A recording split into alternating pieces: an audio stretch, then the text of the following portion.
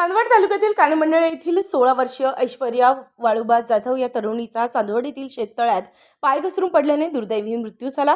चांदवड येथील नरेंद्र धनालाल कासलीवाल, अंकुर कासलीवाल यांच्या शेतातील वाहुदार आत्या सविता संदीप शिंदे राहणार साळसाने हल्ली मुक्काम चांदवड बासुभान मळा कासलीवाल मळा येथे ती राहत होती। चांदवड येथील SNGB स्कूलमध्ये 11वीचे शिक्षण घेण्यासाठी ती राहत होती, परंतु आज सकाळी शेतात प्रातविधीसाठी शेततळ्याच्या बाजूने जात असताना पाय घसरून शेततळ्यात पडल्याने तिचा दुर्दैवी मृत्यू झाला। बराच वेळ होऊनही मुलगी घरी न आल्याने कुटुंबियांनी शोधाशोध केली असता शेततळ्याच्या बाजूला मुलीची चप्पल मिळाल्याने कुटुंबियांना संशय आला।